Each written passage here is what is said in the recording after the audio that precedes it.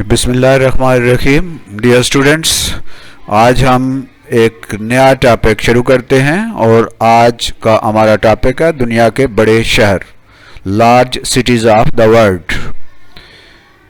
तो आइए आगाज़ करते हैं। औज़ु बिल्लाहि मिनश शैतानिर रजीम, बिस्मिल्लाहिर्रहमानिर्रहीम। रब्बि इश्रह ली सदरी व यस्सिर ली अमरी वहलुल उक़दतम मिन लिसानी यफ़क़हू क़ौली। स्टूडेंट्स, आज हम दुनिया के बड़े शहरों की बात करेंगे और दुनिया के बड़े शहरों में हैं Karachi, Mumbai, Shanghai, Tokyo, New York, London और मक्का मुकर्रमा। हम इन बड़े शहरों पर बात करेंगे। उसके बाद हम देखेंगे कि बड़े शहरों के मसाइल कौन से हैं, problems in big cities, in large cities, और बड़े शहरों के मसाइल का हल क्या है, इन प्रॉब्लम्स का सलूशन क्या है, उस पर हम आज बात करेंगे। तो आज हमारे मौज़ूआत इस हिसाब से दो हैं, एक बड़े शहर और दूसरे बड़े शहरों के मसाइल और उनका हल। तो स्टूडेंट्स, दुनिया के बड़े शहर हमने कहा है कराची है, बम्बई है, शंघाई है, टोक्यो, न्यूयॉर्क, लंदन और मक्का मुकर्रमा। सबसे पहले हम कराची की बात करते हैं। तो कराची पाकिस्तान का सबसे बड़ा शहर है। कराची पाकिस्तान का सबसे बड़ा शहर है। ये पाकिस्तान के जनूब में बहरा अरब के साहिल पर वाक़ है। आपको पता है पाकिस्तान के जनूब में बहरा अरब है, तो बहरा अरब के साहिल पर यह शहर जो है कराची वाक़ है। कराची एक बड़ा तजारती मरकज़ है और एक बड़ी मशहूर बंदरगाह है। यहाँ पे समुद्री जहाज़ आके ठहरते हैं और पाकिस्तान में जो दरामदाद होती हैं और यहाँ से जो बरामदाद होती हैं वो कराची की बंदरगाह के ज़रिए ही होती हैं। कराची पाकिस्तान का पहला दारुल हुकूमत भी था, यानी पाकिस्तान का आजकल दारुल हुकूमत है वो इस्लामाबाद है। जब पाकिस्तान बना तो उसका कैपिटल सिटी दारुल हुकूमत कराची था। पाकिस्तान के बानी कायद आज़म मोहम्मद अली जिन्नाह और पाकिस्तान के पहले वज़ीर आज़म लियाकत अली ख़ान के मज़ारात भी यहाँ पर हैं। तो कराची एक बंदरगाह है, हमारी जो बहरिया है उसका मरकज़ भी है और ये हमारा बहुत बड़ा एक सरमाया है। यहाँ पर तमाम तजारत यहाँ के ज़रिए होती है। भारी सामान जितना है आपको मालूम है कि समुद्री जहाज़ों के ज़रिए होता है। जो बाहर से तेल और गैस और दूसरी चीज़ें जो आती हैं वो इस समुद्री रास्ते से ही आती हैं। तो कराची एक बड़ी अहम बंदरगाह है और पाकिस्तान की जो सनत हरफत है या पाकिस्तान की जो तजारत है या पाकिस्तान की जो माशियत है उसकी ये बैकबोन है। तो ये देखते हैं हम, ये है कराची। हम गूगल अर्थ पे जाते हैं। थैंक यू गूगल अर्थ, आपने हमें अपने घर में बैठकर, अपने स्कूल में बैठकर, अपनी क्लास में ही पूरी दुनिया की सैर करवा दी। तो आइए हम कराची चलते हैं। गूगल अर्थ हमें कराची ले जाता है। हम कराची को फोकस करते हैं। ये आप देखें तो ये है कराची, ठीक। तो कराची एक बंदरगाह है, एक सनती शहर भी है, पाकिस्तान का सबसे बड़ा शहर भी है। हम इसको मज़ीद फोकस करते हैं, इसे बड़ा करते हैं।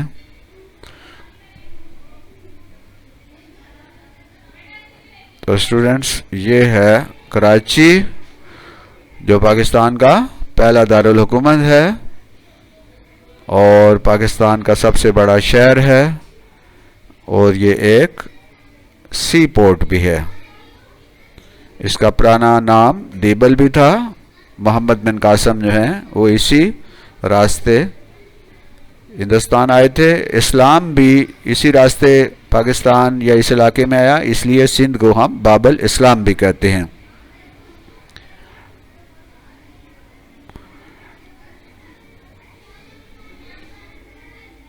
तो ये है इसका स्ट्रीट व्यू। आप यहाँ की गलियाँ और यहाँ के बाज़ार और यहाँ के रास्ते भी देख सकते हैं।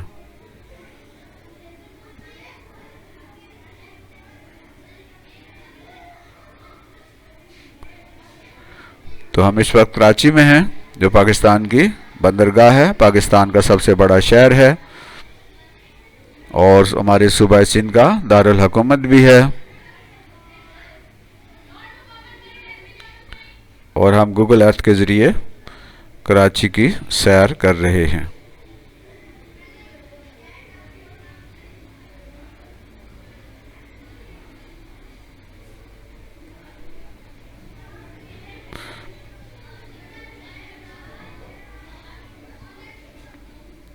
अब इसका 3D व्यू देखें तो कराची की एक गली है, बाज़ार है, ये एक आर्ट जो है बनी हुई है दीवार के ऊपर।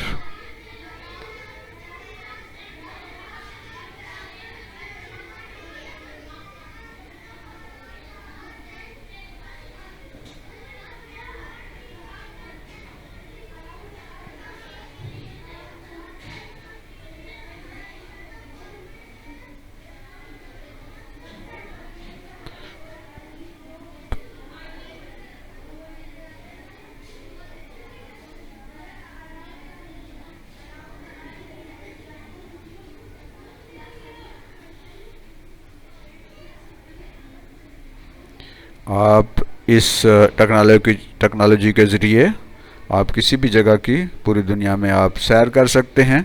ना किसी पासपोर्ट की ज़रूरत है, ना किसी वीज़ा की ज़रूरत है। हम लर्निंग जो है इसके ज़रिए कर सकते हैं।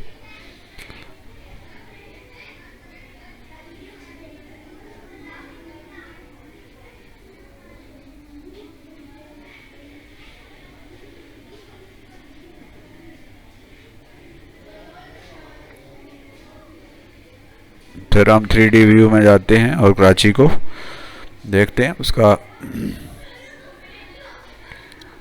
एक नई जगह देखते हैं।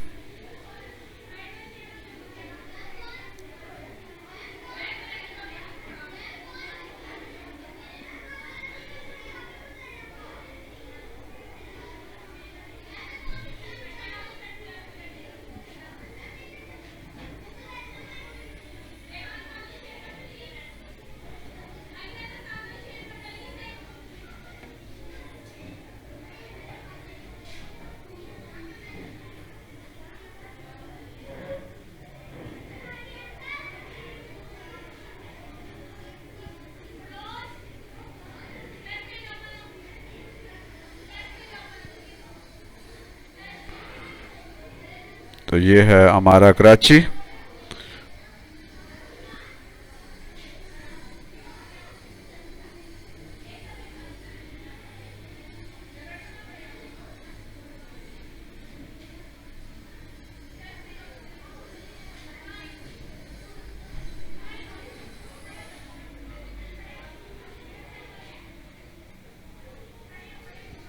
ये एक इलेक्ट्रॉनिक्स का बाजार है।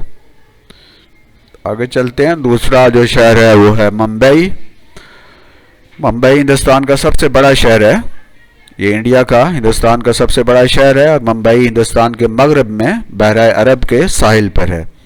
तो बहरा अरब के मगरबी जो हिंदुस्तान है उसके मगरब के जो साहिल है बहरा अरब उसके मगरब में है, तो उसके मगरबी साहिल पर है। मुंबई एक बड़ा तजारती मरकज़ है और एक बहुत बड़ी मशहूर बंदरगाह भी है। मुंबई का पुराना नाम बम्बई था, पहले इसे बम्बई कहते थे, बम्बे, और अब इसका नाम है मुंबई।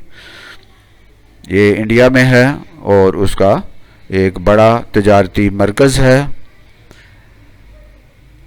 आइए हम चलते हैं मुंबई, हिंदुस्तान का, इंडिया का ये एक बड़ा शहर है, साहिल समुंदर पर है, ये एक बंदरगाह है।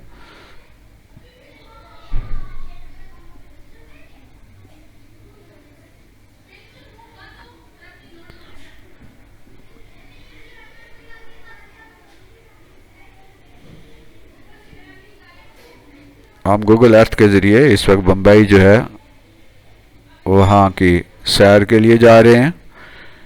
ये हिंदुस्तान का एक बड़ा शहर है, तजारती मरकज़ भी है, एक बड़ी बंदरगाह भी है।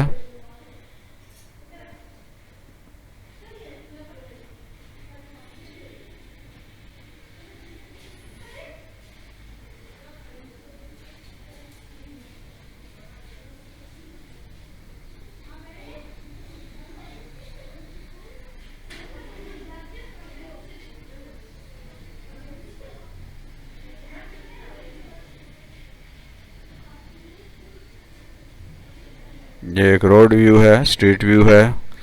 सड़क बम्बई की जो है वो नज़र आ रही है।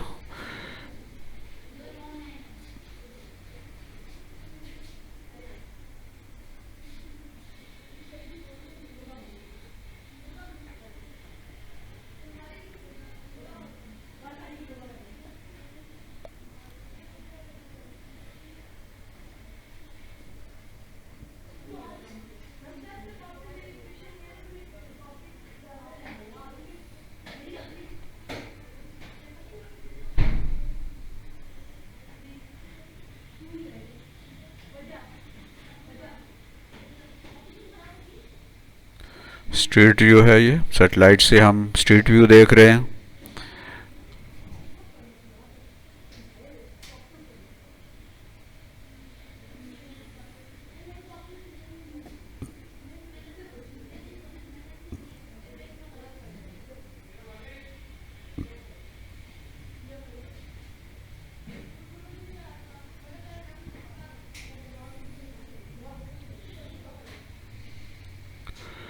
आगे बढ़ते हैं। अगला शहर है शंघाई।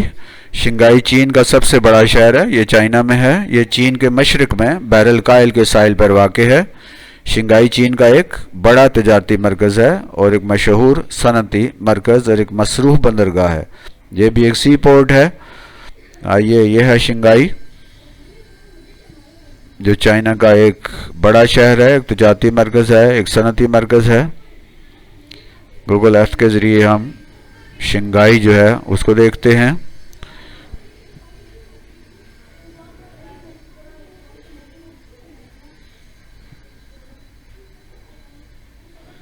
ठीक है, शंघाई हमने टाइप कर लिया और अब हम इसको सर्च करते हैं गूगल अर्थ पे। ये है Shanghai aerial view.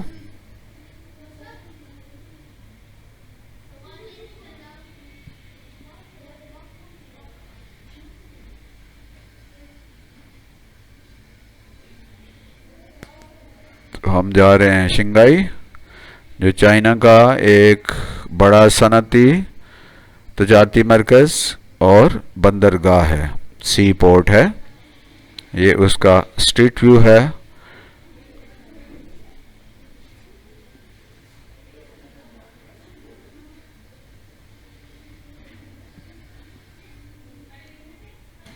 Aerial view है। ऊपर से जब हम देख रहे हैं तो ज़ाहिर है कि बिल्डिंग्स की हमें छतें नज़र आ रही हैं और ऊपर से हमें ये शंघाई शहर जो है वो नज़र आ रहा है।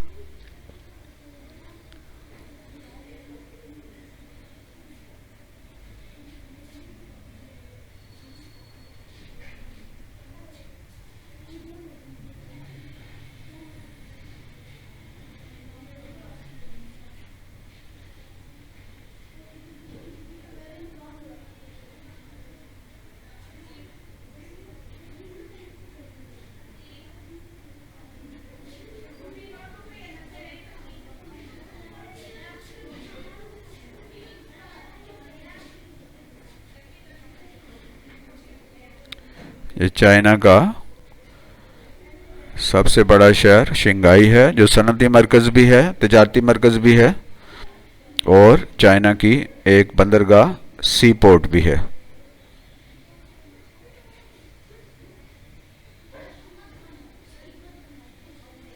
चाइना एक बहुत तेज़ी से तरक्की करता हुआ मुल्क है। इसकी आबादी ज़्यादा है, लेकिन इन्होंने अपनी आबादी को ह्यूमन रिसोर्स, इंसानी सरमाए में तब्दील कर दिया है और चाइना के जो लोग हैं वो बहुत मेहनत कर रहे हैं और इस वक्त दुनिया में माशी लिहाज से चाइना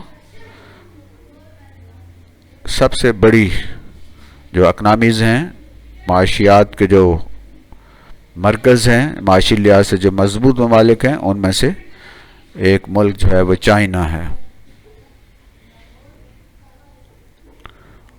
तो शंघाई है ये।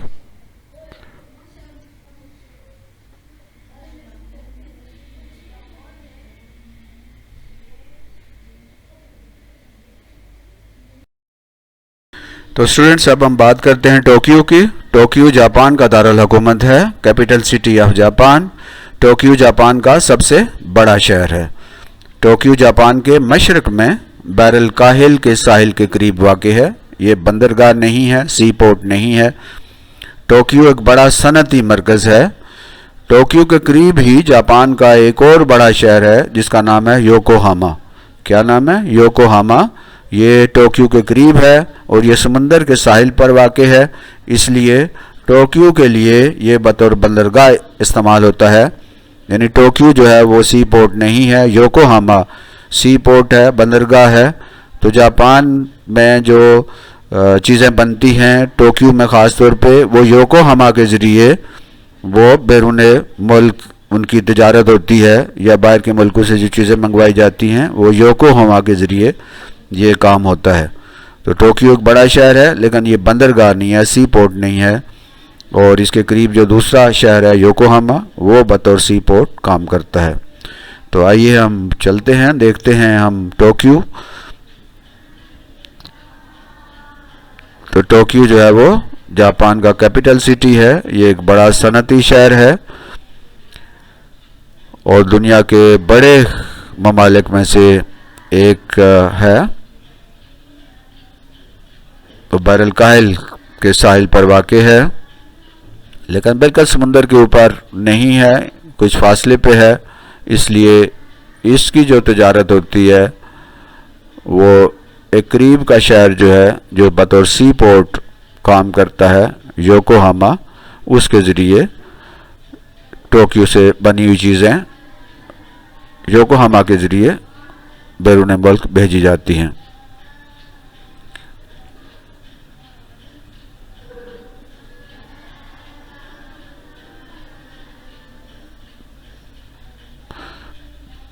हम 3D व्यू इसका देखते हैं।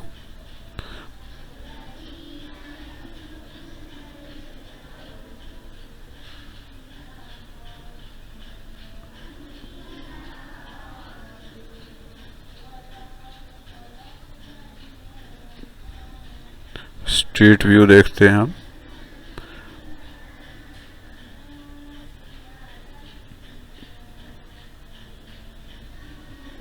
ये है टोक्यो, ये उसकी बाउंड्री लाइन है टोक्यो की, और ये है योकोहामा जो समुंदर के किनारे वाक़ है। ये टोक्यो है जो समुंदर से ज़रा दूर है, और ये है योकोहामा जो समुंदर के बिल्कुल ऊपर वाक़ है। ये इसका स्ट्रीट व्यू है, इसका 3D व्यू है।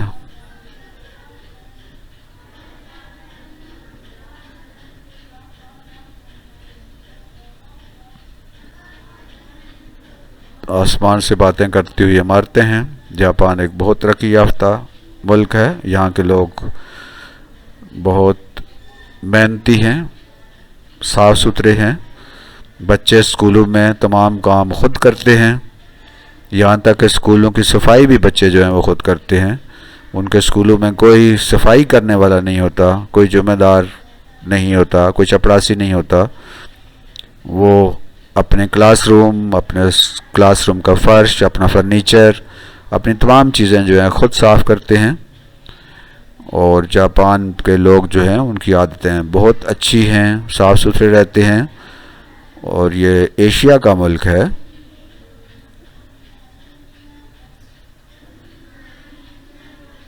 तो हम भी अगर अपने मुल्क को तरक्की देना चाहते हैं तो हम जापानियों वाली आदतें जो हैं वो अगर अपनाएं, हम जापान के लोगों की जो आदतें हैं उस तरह की अगर हम आदतें अपनाएं तो यकीनन ये एक हमारा मुल्क भी उसी तरह तरक्की कर सकता है।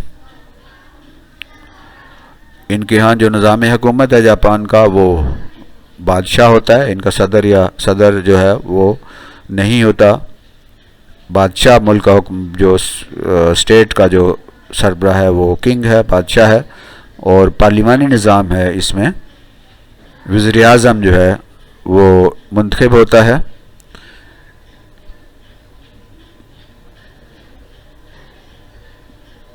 और ये वो वाहिद मुल्क है जिस पर अमेरिका ने दूसरी जंग अज़ीम के दौरान एटम बम गिराए थे और इसके 2 शहर हिरोशिमा और नागासाकी मुकम्मल तौर पर तबाह हो गए थे। तो अमेरिका ने अपने एटम बम जापान पे गिराए थे।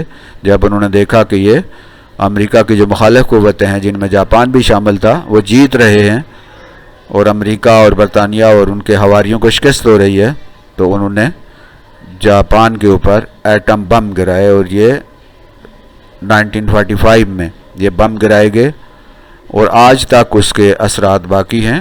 इनके 2 शहर हिरोशिमा और नागासाकी मुकम्मल तौर पर तबाह हो गए थे, लेकिन इसके बावजूद वो दोबारा उठे और उन्होंने तरक्की की और वो आज देखें तो दुनिया को लीड कर रहे हैं। और जितनी गाड़ियां बन रही हैं हमारे यहाँ, टोयोटा और इस तरह की जितनी गाड़ियां हैं, ये सारी की सारी ज़्यादातर जो हैं जापान की बनी होती हैं। टेक्नोलॉजी में बहुत जापान जो है वो आगे है।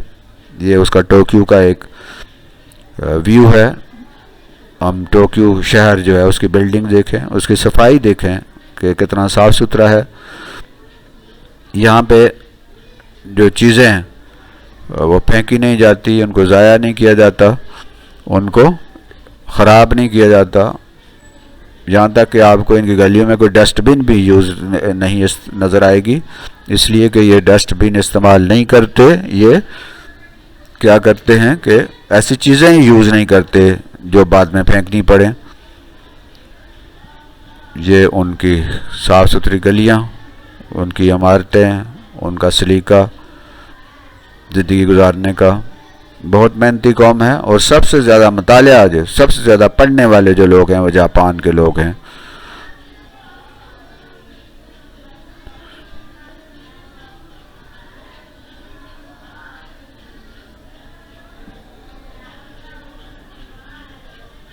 तो ये है जापान का शहर टोक्यो।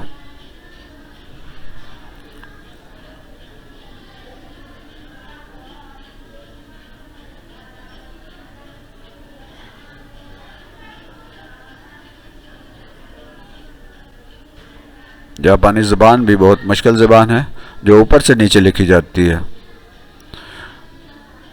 तो आगे चलते हैं। न्यूयॉर्क।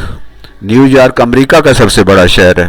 न्यूयॉर्क अमेरिका का सबसे बड़ा शहर है। न्यूयॉर्क अमेरिका के मशरक़ में बहरे ओकियानूस के साहिल पर वाक़ है।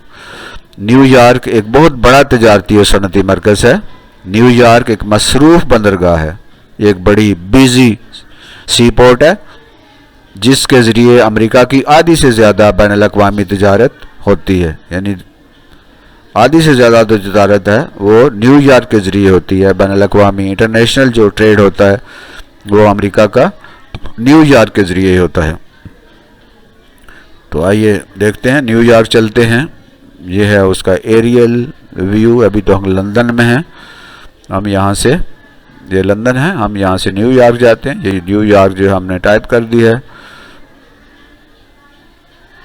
तो गूगल अर्थ जो है हमें न्यूयॉर्क देखें ले जा रहा है। ये है न्यूयॉर्क, उसकी बिल्डिंग्स, और ये उसका एक सैटेलाइट से व्यू है। क्लोज अप करते हैं इसको, करीब जाके देखते हैं।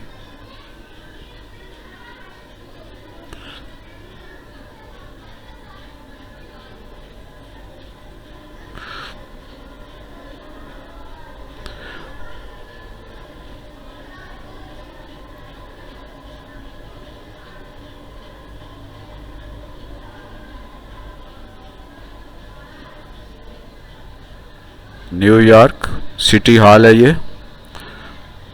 ये उसकी हाई राइज बिल्डिंग्स देखें।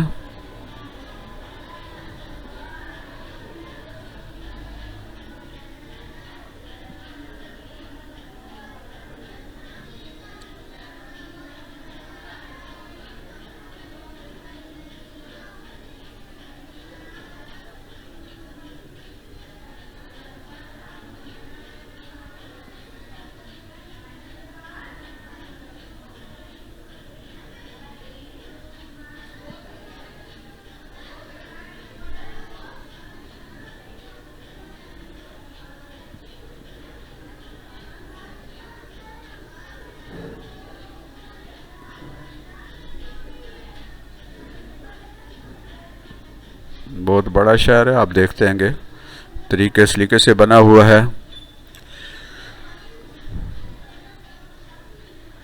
इसके दरमियान में एक साइड पे जर्सी जो सिटी है, जर्सी का शहर है, और दूसरी साइड पे न्यूयॉर्क है।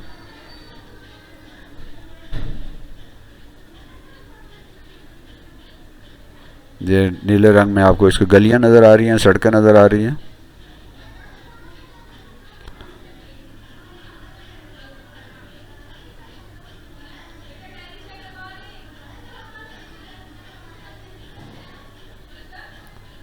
ये ऊपर से हम देख रहे हैं सड़कें और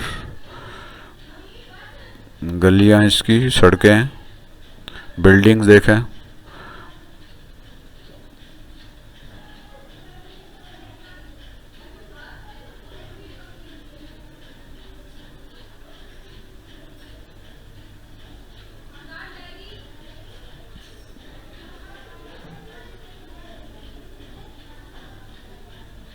ये ईस्ट रिवर है।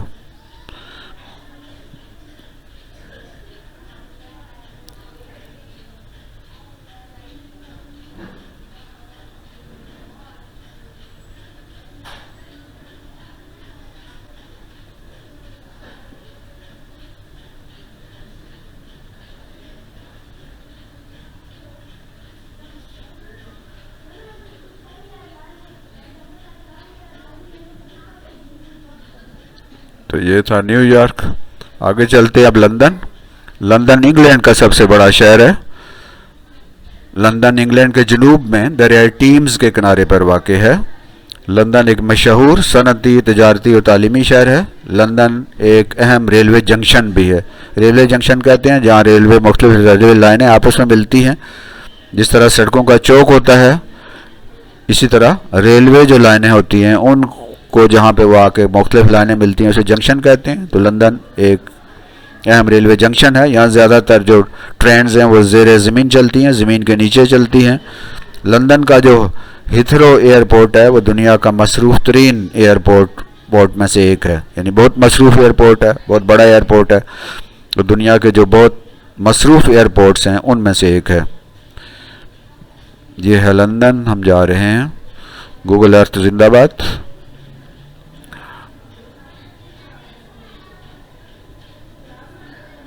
ये यूरोप का एक मुल्क है, बरतानिया। उसका दारुल हुकूमत जो है वो लंदन है।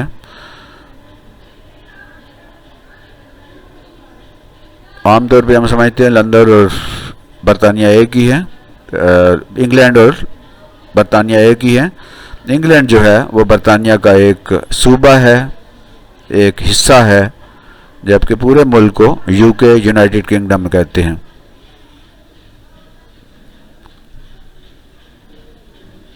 तो ये है लंदन।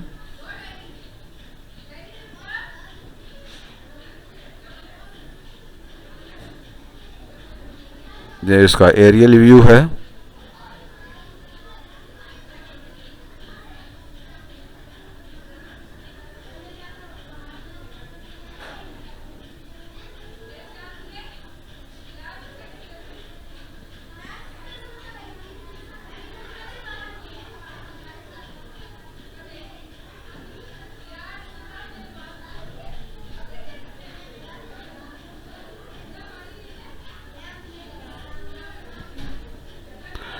ये उसका स्ट्रीट व्यू, 3D व्यू।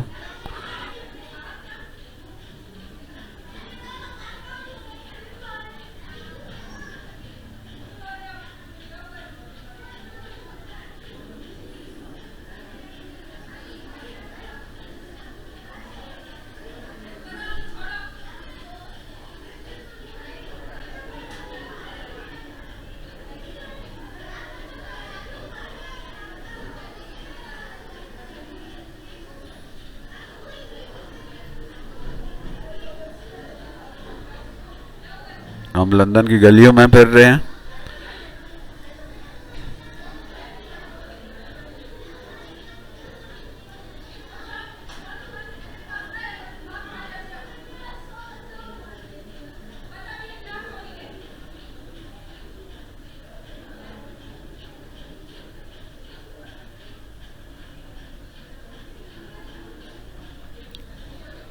अब गूगल अर्थ के ज़रिए दुनिया की किसी भी जगह में आप जा सकते हैं, दुनिया की किसी भी जगह की सैर कर सकते हैं।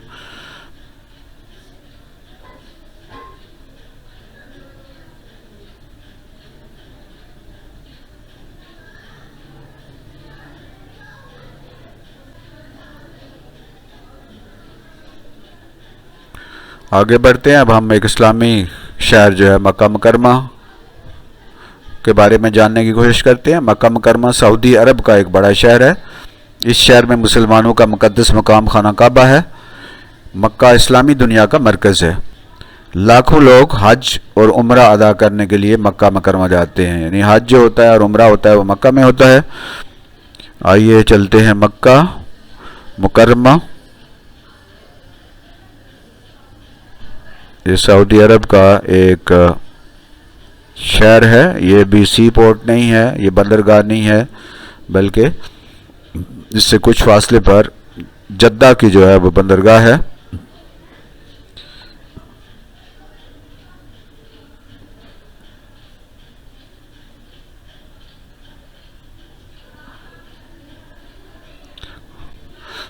कैसे हम इसको ढूंढ सकते हैं? अब देखें, ये मक्का टाइप हमने किया है और उसके बाद मक्का के ऊपर क्लिक किया है, तो अब ये आ गया मक्का।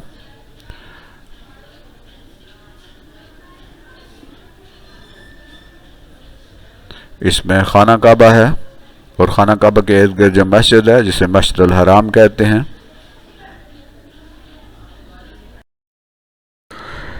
हमने दुनिया के बड़े बड़े शहरों का जिक्र किया है। अब जो बड़े शहर होते हैं उनके कुछ मसाइल भी होते हैं, उनको कुछ प्रॉब्लम भी होते हैं। तो अब हम उन प्रॉब्लम्स की, उन मसाइल की बात करते हैं। सबसे पहला जो मसला है वो है आबादी की ज़्यादा गुंजानियत, यानी शहर जो होते हैं उनमें आबादी की फ़ी मरबा किलोमीटर आबादी बहुत ज़्यादा होती है। इस आबादी ज़्यादा होने की वजह से बहुत से मसाइल यहाँ पे पैदा होते हैं। मकान बहुत करीब करीब होते हैं, मकान बहुत छोटे होते हैं, गलियाँ तंग होती हैं, सड़कों पे बहुत ज़्यादा रश होता है, बाज़ार जो हैं वो बहुत ज़्यादा घने होते हैं और बहुत से इससे मसाइल पैदा होते हैं। दूसरा बड़ा मसला जो है बड़े शहरों में आलूदगी का है। यहाँ चूँकि गाड़ियाँ ज़्यादा होती हैं, कारखाने होते हैं, सनतें होती हैं और ट्रैफिक ज़्यादा होती है। लोगों की जो फ़ी मरबा किलोमीटर आबादी ज़्यादा होती है, इस गुंजानियत के ज़्यादा होने की वजह से यहाँ पे आलूदगी ज़्यादा होती है, शोर है, धुआं है, मट्टी है और इसी तरह गंदगी है। तो ये एक बहुत बड़ा मसला जो है वो आलूदगी का है, पोल्यूशन का है। इसमें पानी की आलूदगी भी है, इसमें हवा की आलूदगी भी है, इसमें शोर भी है, नॉइज़ पोल्यूशन भी है। तीसरा बड़ा मसला जो है वो दर्जा हरारत में इजाफा है। जब शहरों की आबादी ज़्यादा होती है, उसमें गाड़ियाँ ज़्यादा होती हैं, ट्रैफिक ज़्यादा होती है और इसकी वजह से यहाँ पर चूँकि ज़्यादा घरों में भी ज़्यादा जलाने का काम होता है और कारखाने भी होते हैं, फैक्ट्रियाँ होती हैं, इससे दर्जा हरारत में इजाफा होता है। शहरों का दर्जा हरारत आम तौर पे ज़्यादा होता है। यहाँ कोई दरख्त नहीं होते, यहाँ पे कोई पार्क या बागात नहीं होते, पौधे नहीं होते, जिसकी वजह से बड़े शहरों का जो टेम्परेचर है, दर्जा हरारत है, वो ज़्यादा होता है। फिर वक्त का ज़या जो है, जब बड़े शहरों में आप चलते हैं ट्रैफिक जाम हो जाता है, अक्सर जो है वो ट्रैफिक में आप फंस जाते हैं और इससे आपका वक्त जो है ज़ाया हो रहा होता है। बहुत सारा वक्त जो है वो आपका सड़कों के ऊपर लग जाता है। तो टाइम वेस्टिंग जो है बड़े शहरों के अंदर ज़्यादा है, ट्रैफिक का हजूम होता है, पार्किंग के लिए कोई ख़ास जगह नहीं होती, जिसकी वजह से बड़े शहरों में वक्त जो है वो उसका ज़ाया होता है। ताज़ा हवा की कमी होती है, इसमें ज़ाहिर है कि बाग नहीं है, दरख्त नहीं है और इस तरह के ताज़ा हवा जो है वो नहीं है, गाड़ियों का धुआं है, कारखाने का धुआं है, तो ताज़ा हवा की कमी होती है, जिससे बहुत सी सांस जो है उसकी बीमारियां भी लाक होती हैं। छठा है माहौलियाती आलूदगी होती है। यहाँ माहौल जो है उसका वो आलूदा होता है, उसके अंदर धुआं है, मट्टी है और गंदगी है, शोर है। फिर जराइम में इजाफा है। बड़े शहरों के अंदर चूँकि लोग ज़्यादा होते हैं, जुर्म ज़्यादा होते हैं, जैसे हमारे यहाँ कराची में जो स्ट्रीट क्राइम्स हैं वो बहुत ज़्यादा होते हैं। आबादी के ज़्यादा होने की वजह से पुलिस के भी बस में ये नहीं होता कि वो इतने ज़्यादा आबादी को उसकी निगरानी कर सके, तो जराइम बहुत ज़्यादा होते हैं, चोरियाँ होती हैं, डाके होते हैं, कत्ल ज़्यादा होते हैं और जेबें लोगों की काटी जाती हैं, डाके डाले जाते हैं। तो जराइम में इजाफा हो जाता है। नशा जो है इस्तेमाल करते हैं लोग, तो बड़े शहरों के अंदर जराइम भी ज़्यादा होते हैं। रिहाइश का मसला है हमारे शहरों के अंदर कि मकान चूँकि इतने नहीं होते और लोगों को रहने के लिए जगह नहीं होती, छोटे छोटे घरों में छोटे छोटे कमरों में रहते हैं, तो रिहाइश का एक बड़ा मसला होता है बड़े शहरों के अंदर। मुल्की सियासत में शहरों का एक बड़ा किरदार होता है कि हमारा जो मुल्क है उसमें जब शहर ज़्यादा बड़े होते हैं तो आबादी ज़्यादा चूँकि शहरों में आती है और शहरों के अंदर वसाइल इनके पास ज़्यादा होते हैं, जिससे मुल्की सियासत पर इन शहरों का ज़्यादा असर होता है। तो शहरी आबादी डिसाइड करती है कि मुल्क के ऊपर हुक्मरान कौन होगा, तो शहरों को लोगों को जो है वो ज़्यादा जल्दी अप्रोच किया जा सकता है और उनको ज़्यादा प्रोपेगेंडे का शिकार किया जा सकता है, और ये लोग जो हैं वो मुल्की सियासत के ऊपर शहर जो हैं वो बड़ा असर करते हैं और गाँव और देहातों के लोगों को इतना बड़ा किरदार अदा करने का मौका नहीं मिलता, क्योंकि डिसाइड करने वाले जो हैं वो शहर होते हैं, शहरों की आबादी होती है। सेहत के मसाइल हैं यहाँ, चूँकि माहौलियाती आलूदगी है, इसमें बागात नहीं है, इसमें दरख्त और पौधे नहीं हैं, इसमें सेहत के मराकज़ जो हैं अस्पताल इतने ज़्यादा नहीं होते, डॉक्टर इतने ज़्यादा नहीं होते, जिसकी वजह से लोग बीमारियों का शिकार हो जाते हैं और इलाज मुनासिब नहीं होता। मनशियात का इस्तेमाल, नशा आवर चीज़ें बहुत ज़्यादा लोग इस्तेमाल करते हैं यहाँ पे, चूँकि लोगों तक नशा पहुँचाना बहुत आसान है, लोग बहुत करीब रहते हैं और ख़ास तौर पे जो नौजवान हैं वो इनका ज़्यादा जल्दी शिकार हो जाते हैं, और ये मनशियात का इस्तेमाल जो है इससे बहुत ज़्यादा मसाइल पैदा होते हैं। महंगाई और मिलावट जो है शहरों में बहुत ज़्यादा होती है, जितनी ज़्यादा चीज़ें होती हैं वो ज़्यादातर मसनूई होती हैं, उनमें मिलावट की जाती है। महंगाई बहुत ज़्यादा है शहरों के अंदर और गुर्बत इस लिहाज से शहरों में ज़्यादा बढ़ जाती है। अब इन मसाइल का हल क्या है? तो स्टूडेंट्स, आबादी हमने कहा कि रिहाइश का मसला है, तो उसके लिए यह है कि शहरों के करीब, शहरों से बाहर नई कॉलोनियाँ जो हैं तामीर की जाएँ और लोगों के लिए रहने के छोटे मकानात बनाए जाएँ, उन कॉलोनियों में जो लोग जाके रहें। लेकिन उन कॉलोनियों की वजह से फिर हमारी जो ज़मीनें हैं उनके अंदर जो खेती बाड़ी हो रही होती है, जो पौधे और दरख्त लगे होते हैं वो कट जाते हैं। तो नई कॉलोनियाँ तामीर करके इस रिहाइश के मसले को हल किया जा सकता है। शमसी और हवाई तवानाई का इस्तेमाल किया जाए। ये जो पेट्रोल गाड़ियों में इस्तेमाल होता है, डीजल इस्तेमाल होता है, मुख्तलिफ जो है मशीनें जो इसके ज़रिए चलती हैं, बिजली के ज़रिए और गैस के ज़रिए, तो उसको कम करके ज़्यादातर जो है शमसी तवानाई इस्तेमाल की जाए, हवा की जो तवानाई है वो इस्तेमाल की जाए, ताकि शहरों के अंदर पोल्यूशन या आलूदगी कम हो जाए। शजरकारी की जाए, हम घरों के अंदर भी शजरकारी कर सकते हैं, गमलों के अंदर पौधे लगा सकते हैं, और उसके बाद जो है शहरों के करीब, उनकी गलियों में, शहरों के करीब आबादी में हम शजरकारी करें। पौधे जो हैं वो एक कुदरती फेफड़े होते हैं, इससे पोल्यूशन जो है वो कम होगी। पब्लिक ट्रांसपोर्ट का इस्तेमाल किया जाए। जो हम ज़ाती गाड़ियाँ इस्तेमाल करते हैं, एक एक आदमी है तो एक एक गाड़ी, एक एक कार लेके जाता है, कि पब्लिक ट्रांसपोर्ट में एक वक्त में 50-60 लोग जो हैं बैठ सकते हैं।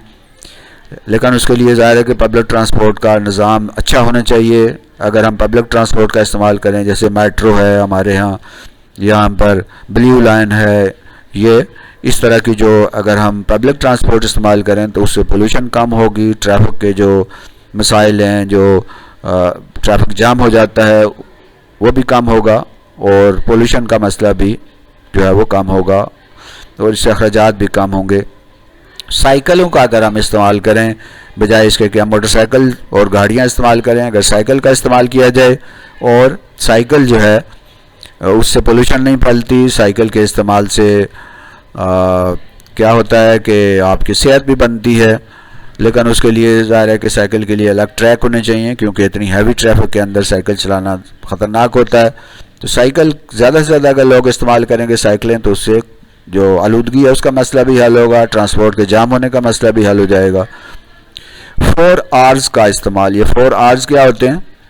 एक आ रहा है, फर्स्ट आ रहा है रिफ्यूज़, कि आप ऐसी चीज़ों का इस्तेमाल रिफ्यूज़ कर दें, इनकार कर दें, हम नहीं इस्तेमाल करते। जैसे शापर है, जैसे प्लास्टिक के बैग हैं, इसी तरह ये जो लेज़ हैं और ये दूसरे जो इस तरह के जो ऐसे उनके ऊपर लिफाफे बने होते हैं, जो पैकेट होते हैं, जो कभी भी गलते सड़ते नहीं हैं, तो ये लेज़ और इस तरह की जो चीज़ें हैं, और इसी तरह प्लास्टिक की बाटल जो हैं, ये जो ड्रिंक्स हम जो बहुत ख़तरनाक होते हैं सेहत के लिए भी और ये माहौल के लिए भी बहुत ख़तरनाक हैं। तो सबसे पहला है कि रिफ्यूज़, कि इसको रिफ्यूज़ करें कि हमने ये इस्तेमाल नहीं करना।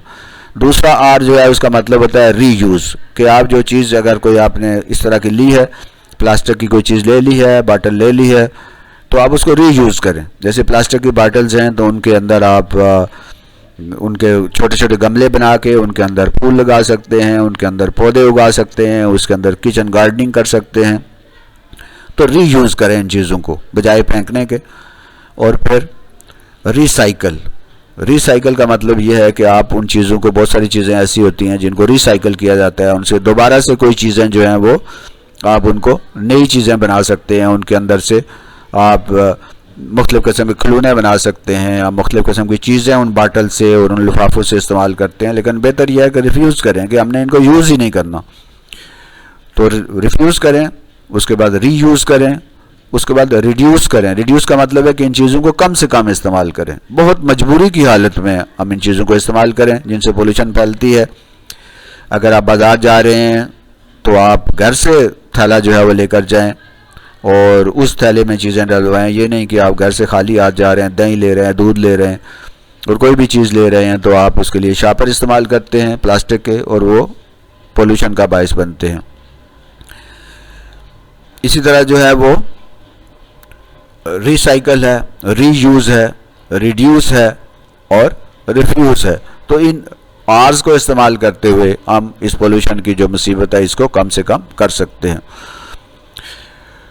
पार्क्स और खेल के मैदान जो हैं बनाए जाएं, उनका इंतज़ाम किया जाए ताकि ज़्यादा से ज़्यादा लोग पार्कों में जाएं, खेल के मैदानों में जाएं। और इस तरह ये इन पार्कों के जब पौधे लगेंगे, इनमें जब शजरकारी होगी, तो इस तरह जो फ़ज़ा भी साफ़ रहेगी। खेल के मैदानों में जब नौजवान लोग जाएंगे तो नशे के भी आदी नहीं होंगे और वो बहुत सारे सेहत भी उनकी बनेगी।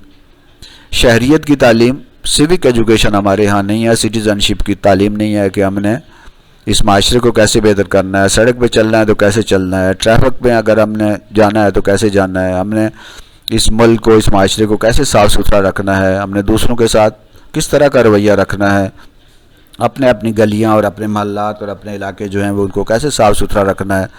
तो ये सिटीज़नशिप की जो तालीम होती है ये बहुत ज़रूरी है, जो हमारे यहाँ नहीं है। तो शहरियत की तालीम का होना बहुत ज़रूरी है, इससे हमारे मसाइल कम हो सकते हैं। क़वानीन पर अमल, यानी क़वानीन बनाए जाएँ और उन पर अमल करवाया जाए। हमारे यहाँ कानून तो बनते हैं लेकिन उन पर अमल नहीं होता, तो क़वानीन बनाए जाएँ और उन पर सख्ती से अमल करवाया जाए। ऑनलाइन काम और तालीम दी जाए। ये जो बहुत सारे काम ऐसे होते हैं जिसके लिए दफ्तरों में या स्कूलों में या कॉलेज यूनिवर्सिटी में जाना ज़रूरी नहीं है। ऑनलाइन अगर काम करेंगे और ऑनलाइन अगर एजुकेशन होगी तो उससे वो ट्रैफिक का मसला भी पैदा नहीं होगा, उससे बहुत सारे मसाइल जो हैं वो भी पैदा नहीं होंगे।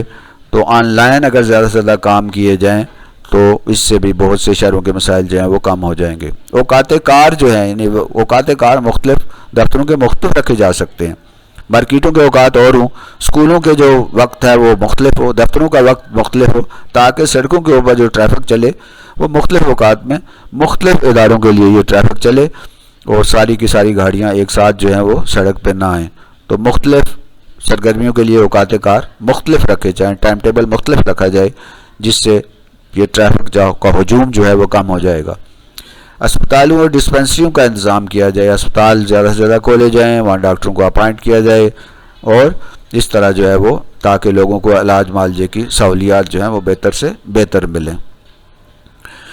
तो स्टूडेंट्स, ये थे आज के मौज़ूआत जिसमें हमने दुनिया के बड़े शहरों पर बात की है। इसमें Karachi, Bombay, Shanghai, Tokyo, New York, London और मक्का मुकरमा की हमने बात की है। फिर हमने बात की बड़े शहरों के मसाइल क्या हैं और फिर बड़े शहरों के मसाइल का हल हमने कोशिश की है कि उसको पेश किया जाए। क्या आपको पता है कि कराची किस मुल्क में है और उसकी आबादी कितनी है और वो कराची जो है वो कैसा शहर है? इस तरह मुंबई जो है वो किस मुल्क में है और ये कैसा शहर है?